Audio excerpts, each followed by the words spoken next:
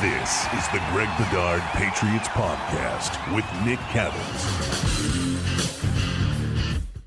This episode is brought to you by Prize Picks, largest daily fantasy sports platform in North America. Download the app today. Use code CLNS for a first deposit match up to $100. And finally, take the guesswork out of buying NBA or NFL tickets with Game Time. Of course, NFL season just a couple months away. Download the Game Time app, create an account. Use that code CLNS for $20 off your first purchase.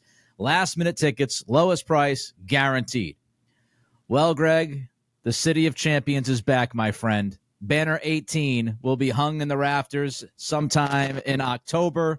Celtics beat the Mavericks. Of course, we'll get to the Patriots and a lot of thoughts, including your offseason practice awards. But let's start with the Celtics. Your thoughts on them winning the championship last night? I mean, I guess I forgot to wear my green. That's right. I got the Celtics hat and the Celtics shirt for those watching. Oh, look at that. That's right. My thoughts. Well, I'm happy for the guys. I'm happy for Joe Mazzulla. I think this group has been through a lot. I'm actually, I'm very happy for Brad Stevens. I think Danny Ainge obviously deserves credit for sort of constructing the bones of this roster. Yeah. I thought Brad Stevens did a masterful job sort of getting the right finishing pieces for this team. I was a little bit disappointed that Game 5 wasn't a little bit more competitive. I mean, I'm just one of these guys. I mean, even if it's one of my teams, like I don't know, I want to see tension. I want to see pressure. I want to see dramatics. And I thought this season, this series, by and large, didn't have much of it. I think a lot of it had to do with the Celtics defense. I just think that is where they differentiate themselves from a lot of teams, especially teams coming from the West. I just don't think they're ready for that. I think that, with Holiday and Brown and Tatum and, Derek White and, when Porzingis is able to be in there, which he wasn't, and they still won the title with relative ease. I just think their defense is just a cut above in terms of NBA defense. And I think I think they wore Luka and Kyrie out. I think they made them really uncomfortable, and I think that was really the difference in this series. But happy for everybody out there. It's been a long title drought here in New England, so to speak. People were getting thirsty, but the Celtics fans are among the most passionate in the city, I think. I mean, man, it's amazing. Like 82 games, like day in, day out, they're watching strong reactions up and down.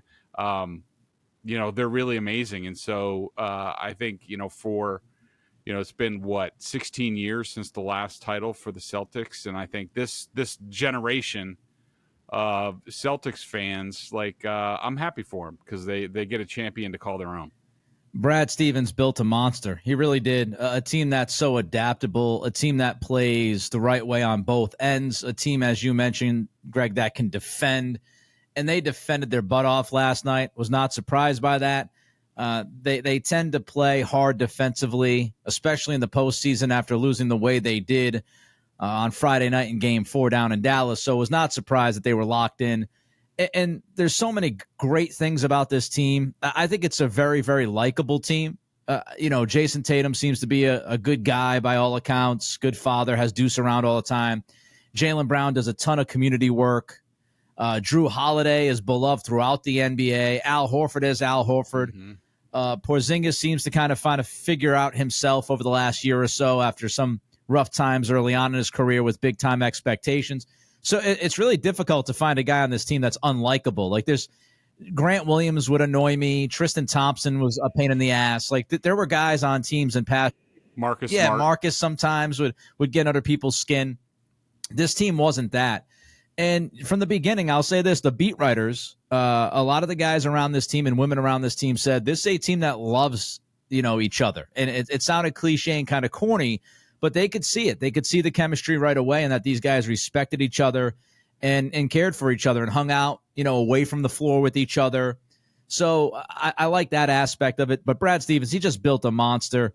And You brought up Danny Ainge, and I made this comparison during my podcast today, the Nick Cattle Show. I did a full hour, so I don't have a ton here on the Celtics. I'll mostly put it to you, but when you look at the front office, I kind of feel like Danny Ainge was the Dan Duquette of this specific team, and Brad was Theo. And, Dan Duquette brought in a lot of those core members of that 2004 World Series team. Theo came in and fused some more talent, especially David Ortiz and Kurt Schilling, and kind of sprinkled it in, Keith Folk. And that's what Stevens did. He came in, he had the foundation of Brown and Tatum, and then he went out and got Horford again. He brought in, obviously, Porzingis. He brought in Holiday, and he brought in Derek White, which was one of those trades that people were scratching their heads. But I kind of compare that to the Dan Duquette, Theo Epstein thing. By the way, Jaylen Brown, did you agree with the Finals MVP choice? I did. I can't tell you how happy I was when they announced Jaylen Brown as MVP. That was sort of like the last drama, like after Pritchard's three-pointer again to close the first half. That was the only drama left, was who was going to be the NBA Finals MVP. And Jaylen Brown's just a guy that I remember. I think I have a tweet at some point after they drafted him. Like, I went and watched a little bit of film, and I actually had a positive tweet. I was like, I think they got something there. And Jaylen Brown, he looked a little unrefined, but the athletic template that he had was very impressive. And and this is going to intertwine with my other sort of thought that people will probably hate me for. But just the way Jaylen Brown came up through the system, he wasn't one of these, AAU sort of diaper dandy guys, bonus baby types. He grinded his way the whole way. And even when he got in the NBA, he had to continually work. I mean, he was certainly talented, but I think he wasn't, compared to say a Jason Tatum, he didn't have the polished skills that a Tatum did coming up, and he sort of had to build himself up. And I really respect those type of athletes. Now, on the other side of the coin, I have a confession that I even into the fourth quarter, and probably more so in the fourth quarter, I'm sorry, I can't stand to watch Jason Tatum play. I respect the talent, and I respect him off the court, like you said. And I do think he's young, and it's very similar to the way I viewed Kobe for a while. And Kobe, maturity, the years brought him, much more respect, almost so similar to Bryson DeChambeau, where I hated Bryson, and now he's, what he did, the fallout from his U.S. Open championship, a man of the people, some of the things that he did, he wouldn't have done that 5 years ago, but he does it now. And maybe Tatum's there, but I couldn't help watching the fourth quarter of the game. I was I think he's pushing for Finals MVP. He's pushing for stats in the fourth quarter. And he took 7 shots. Nobody took more than 3 shots on the Celtics besides him. And it was just, it's that kind of stuff that just it irritates me a little bit, but there's no doubt that I respect the talent. And also I think the man he's growing into, and I think he's going to be like Kobe. I think he's going to be much better in the years to come. But right in the complaining with the officiating, if anybody knows me, they know that all of that stuff is just stuff that annoys me, whether it's professional athletes or sort of youth players or whatever. And so, yeah, I'm sure people will give me hate for it, but I'm sorry. I just got to keep it real. I was so happy to see Jaylen Brown win the Finals MVP. I thought he deserved it, and I thought he was the best player for the Celtics throughout the playoffs, and I'm very happy for him. There could be a lot to unpack there, but this is a Patriots pod, so I'll keep it short. I'll allow the people to send the hate your way for the Jason Tatum comments. I thought Tatum was terrific last night. I thought first quarter he had 7 assists. First half he had 9 assists. I think he would have finished with 15, 16 assists if some guys could hit some layups. Drew Holiday missed about 6 bunnies last night, as great as he was. And yes, that's a little hyperbole because he only missed 7 shots in the night, but literally 5 of them were within 2 feet. But I thought he played great last night. I thought his fourth quarter, what I loved was he attacked downhill. And he kept attacking, and he got to the bucket. He finished. He had a big 3-point play in the fourth quarter to make sure that lead stayed extended. So I thought Tatum was great. I thought Brown, defensively, I mean, what can you say? He accepted the challenge of Luka Doncic. He embraced the challenge. He demanded it. They had that sound from ABC where he literally went up to the coach, I think it was Charles Lee, and said, if Luka stays in, I stay in. I do not want to be out of this game when Luka Doncic is out of this game.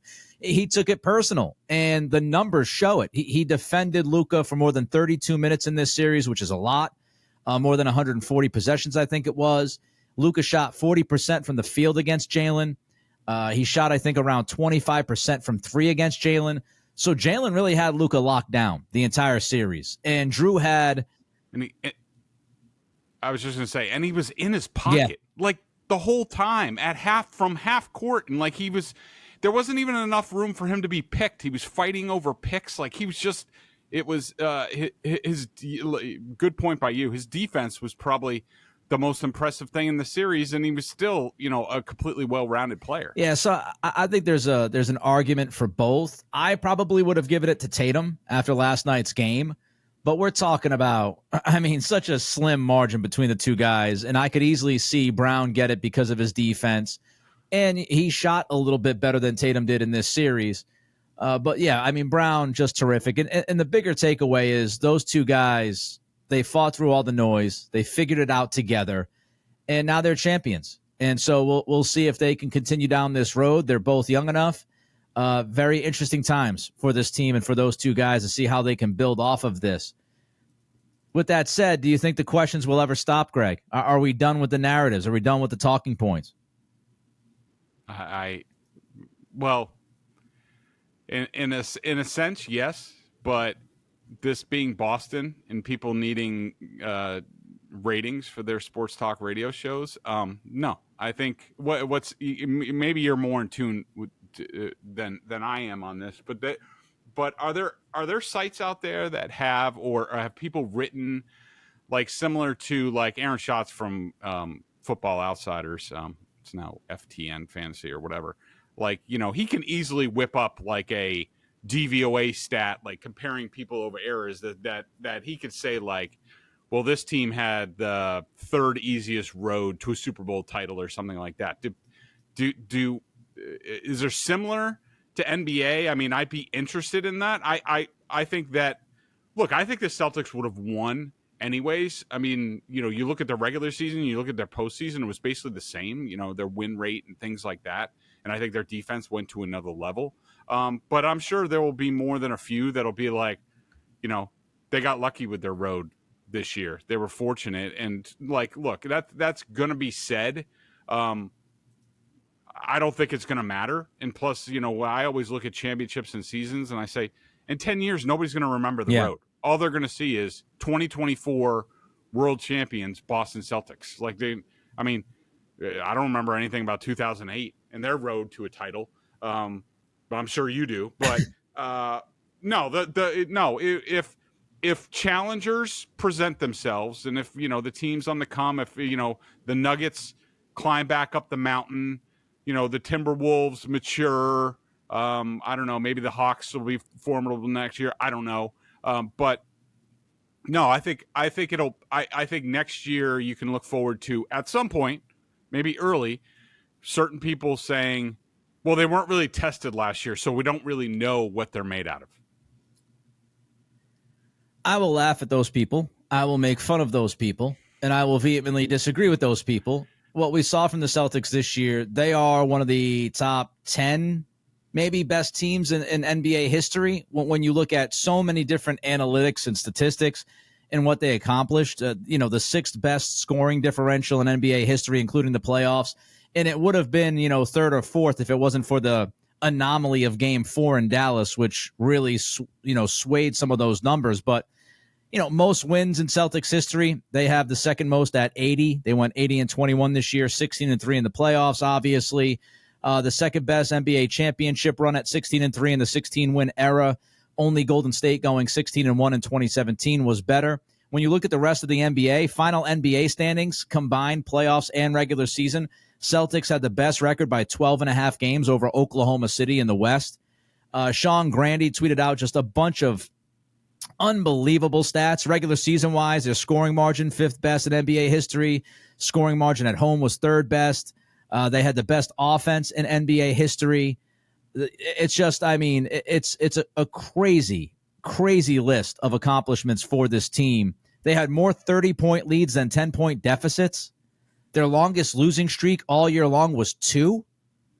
NBA record, 10 30-point wins. They had 17 25-point wins, which is a record. They had 3 50-point wins, which is a record. It's 19 20-point wins, 1 20-point loss. I mean, they're one of the best teams that has ever played the game. And if we want to sit there and talk about pathway, I just think that's a cop-out.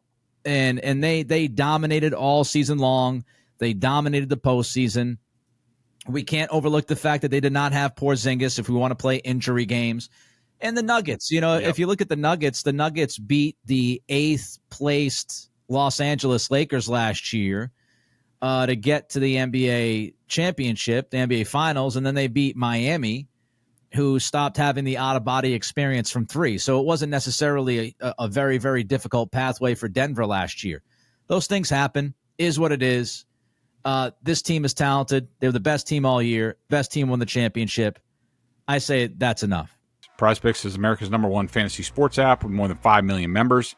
It is the most fun and exciting way to get in on the action while you watch your favorite sports and players. Just pick more or less on 2 or more player stats for a shot to win up to 100 times your cash. With PrizePicks, you could turn $10 into $1,000 in a single game watching your favorite sports this summer.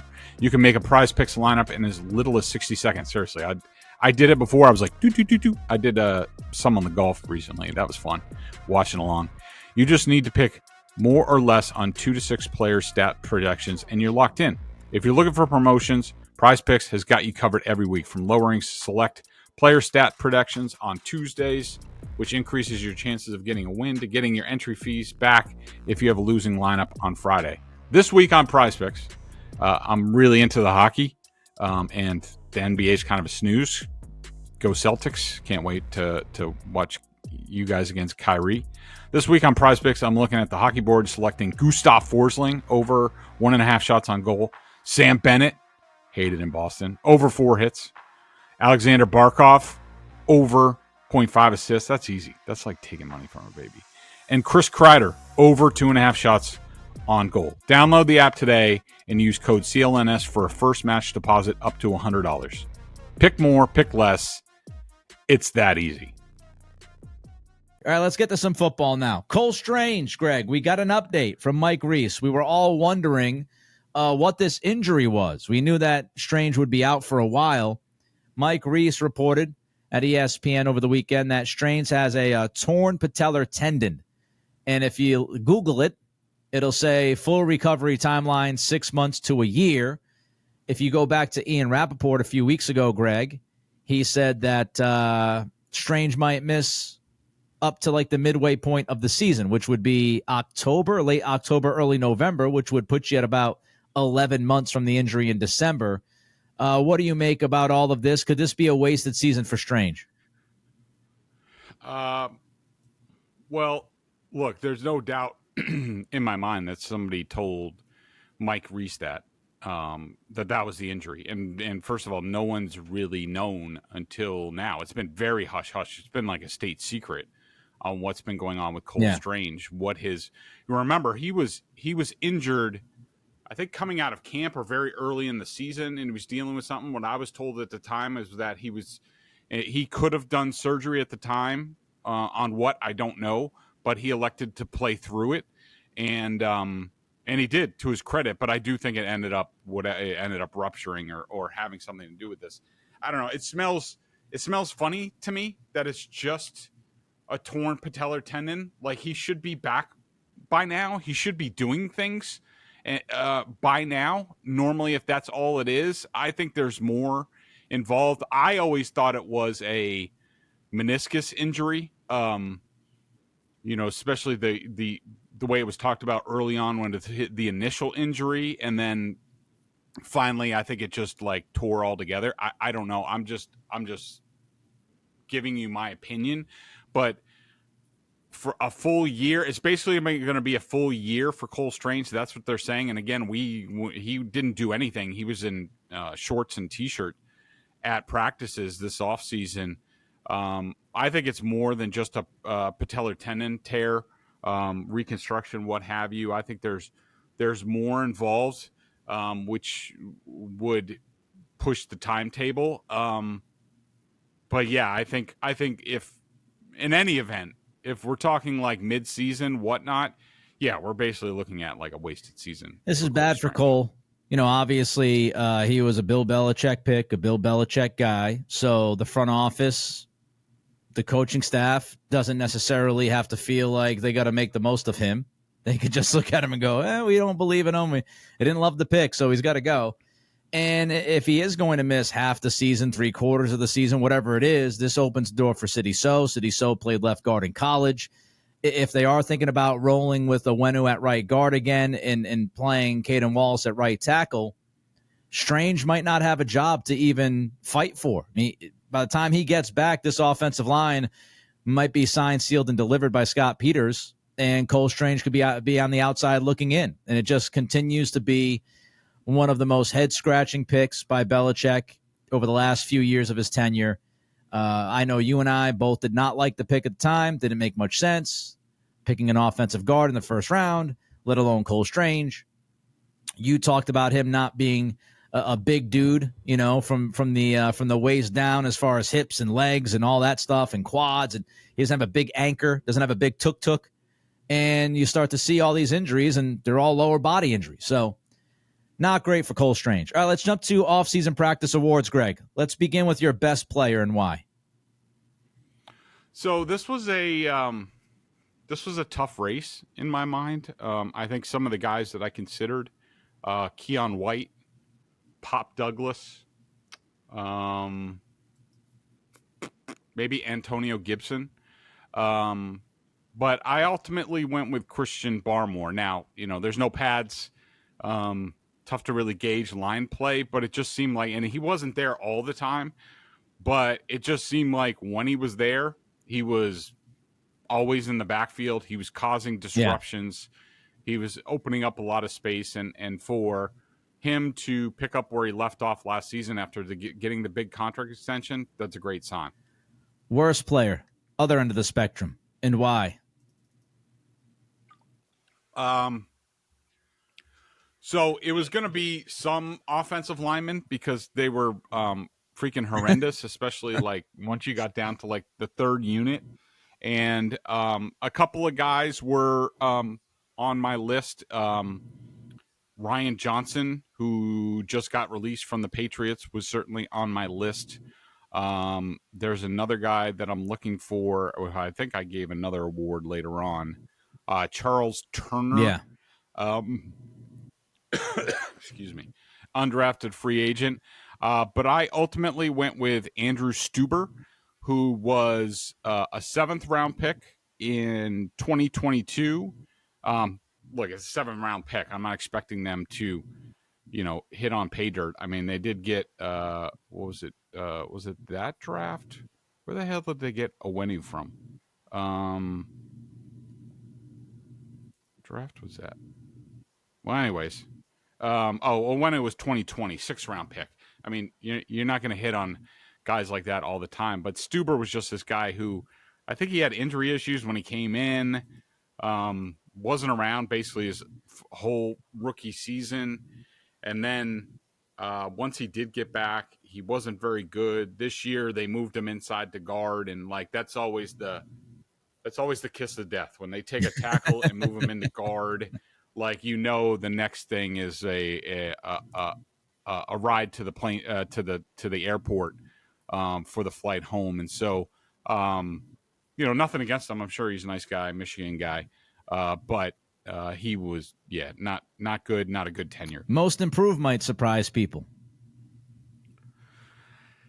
Yeah, a couple of guys that I considered for this, Sidy Sow.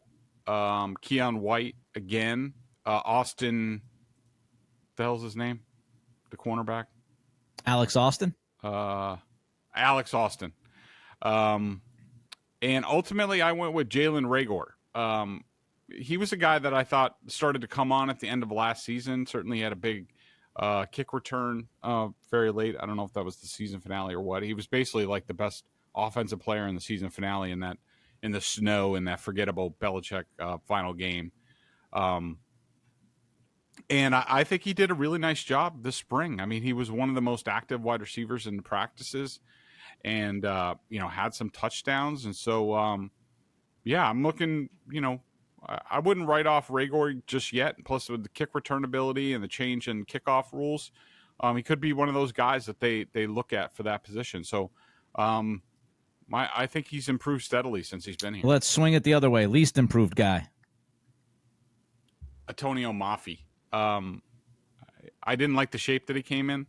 Not that he's a skinny guy, but he was big last year, and I was like, well, let's see where he is coming back year 2. Let's see if he, trims down. He's not exactly, when you see him in the locker room, he's not exactly an Adonis, but, a lot of those offensive linemen aren't. But I thought he came in worse shape. Unfortunately, they had to move him to center because Jake Andrews wasn't available, and I think any practices, or at least certainly not the later practices. So he had to go to center, and I talked about it before. His snaps were terrible. I just don't know where he fits on this team. We'll see how things shake out with Jake Andrews. They have Layden Robinson at guard. They have that veteran Nick Leverett that they signed. Is there a place for Mafi? I mean, I could see him more being sort of a practice squad player, keep developing him, because remember, he was a defensive lineman for most of, or at least half his college career. So he's always been sort of a project, and I think that's going to continue. The Celtics are in the NBA Finals, and I can tell you, Nick is very excited. Celtics will have home court, so possibly 4 games at TD Garden. How awesome would it be to go to a game and experience that atmosphere and get to hate on Kyrie? Game Time makes getting NBA Finals tickets even faster and easier. Prices on the Game Time app actually go down the closer it gets to tip-off. With killer last-minute deals, all-in prices, views from your seat. I love that. I have to see the view from my seat before I purchase any tickets. It's right there in the app. And their lowest price guarantee, Game Time takes the guesswork out of buying NBA tickets. I was just looking at the app for Game 1 and saw a ton of discounts being offered. Like, seriously, it says, $49 off, $100 off. Of course, the price tags are expensive. Not outrageous if you're a hoophead and planning on going to the NBA Finals. Like I said, love getting a panoramic view from the seat in the app before I buy. Take the guesswork out of buying NBA Finals tickets with Game Time. Purchase the Game Time app. Create an account. Use code CLNS for $20 off your first purchase. Terms apply. Again, create an account and redeem code CLNS for $20 off your first purchase. Download Game Time today. Last minute tickets, lowest price, guaranteed. All right, let's continue to roll along with the offseason practice awards. Best rookie. I think people listening to this podcast would have a pretty good guess as to who Greg has listed here. Yeah, probably.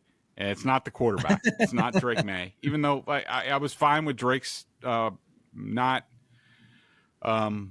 certainly not underwhelmed by him. I thought he did a good job. It was about what I expected. But my pick for best rookie of the offseason is Jalen Polk. I just think he's a guy that he gets better every day. You're more impressed the more you watch him. Just the little things that he does, his body control. He just knows how to play football. Yeah. And I just can't wait to continue to watch him grow in training camp, joint practice. I think they have with somebody, and then preseason games. And then I think he's going to have a pretty big role once we get to the season. That's sort of the Packer way, is to play these guys, especially if you're rebuilding. And so I thought Polk was awesome. Not exactly the most explosive guy in the world, but he's no slouch in that area, and I think he's going to be a really good pick for this team. Think he's going to immediately contribute. I think Patriots fans are going to be happy with him. And by all accounts, he knows how to deal with stuff away from the field and gets along with guys. And not that that's like the end all be all, but if you have somebody who can be productive on the field and gets it off the field, there's obviously less risk with somebody like that. And I'm looking forward to Jalen Polk. And to mention Drake May quickly here, all he does is bring back dubs. He was in the TD Garden twice in the postseason, both W's. He was in the building last night. So Drake May already bringing championships to Boston. We look forward to that. All right, you had a little bit of a tease earlier on for this poor man. This poor man's name is Charles Turner. You were not won over by what you saw during his time out there. No, he's really small. He looks like either a long snapper or he doesn't look like he's in the right place out there. Like it's just like he looks like a lower level college guy, which I think that he is. And who knows? Maybe he grows into his body or whatnot. But it's just he sort of sticks out like a sore thumb. And I don't know how much longer he's going to be around. Interesting, because he played at LSU, and you would think that SEC. That kind of pedigree, that kind of program. But yeah, I mean, we should also mention that he began his career as an offensive tackle. They moved him into center. So Greg just mentioned how if you move tackles to the interior of the offensive line, sometimes it's not a good sign. So they did that with him at LSU, and here he is not wowing Bedard at these mini camps. By the way, a note here. Sounds like rookies will be at training camp officially on July 19th, and the players will be a few days. Veterans will be a few days after that. So we're about a month away from training camp kicking off. All right, best coach, Greg. So that would put the first practice as June 24th. The first 3 days, I don't think they can have pads or anything like that. So that weekend, that opening weekend, after they open camp should be interesting, and a lot of pads. So this is best coach. Now, I didn't really use any great criteria. I'm just telling you from sitting in my chair on the hill watching practice, and it's a little bit slanted because the coach that I picked always instructs his guys right in front of us where we are in the media. Now, the offensive line and defensive line are way down the other end. I do try to watch through my binoculars and see what's going on. But it's hard to tell, but I'll just say, I like to watch Brian Belichick coach. I think he's very thorough with his instructions. I think he's very clear. The guys listen to him. Maybe because he sounds like his dad. And by the way, he looks like his dad more and more, which each passing, like go to the Patriots coaches page and it looks exactly like Bill. But younger. But I was impressed. I was impressed with a lot of their coaches.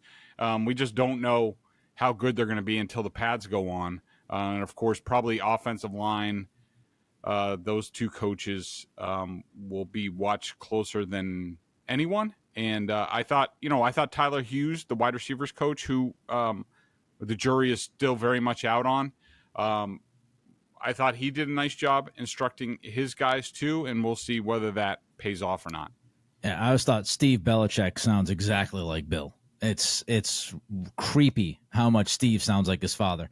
All right, we still have worst coach, biggest surprise, biggest disappointment to take a look at. But before we get there, I want to remind you this episode is brought to you by Prize Picks, largest daily fantasy sports platform in North America. Download the app today. Use that code CLNS for a first deposit match up to $100.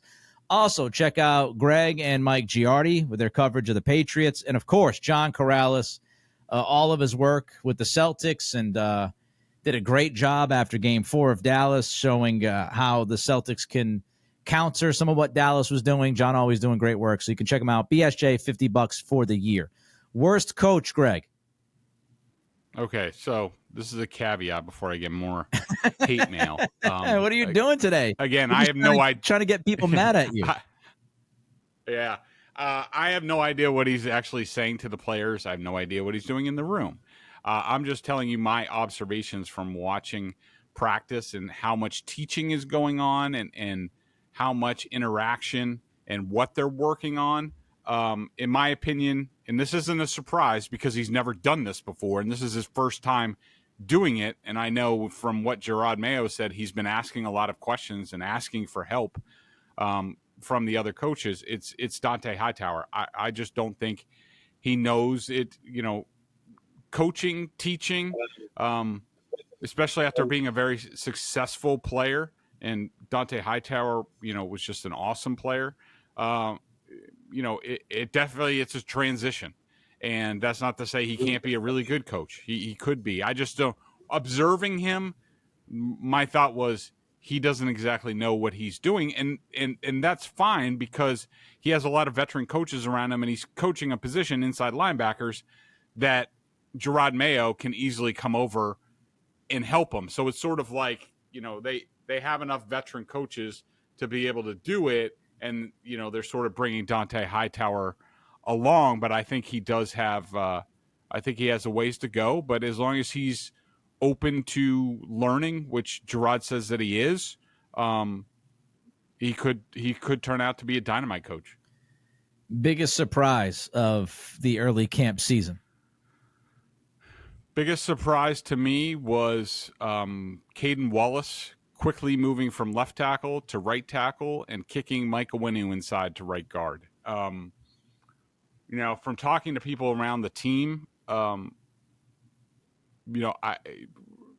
to get a grasp on this and to see if this desperation or what.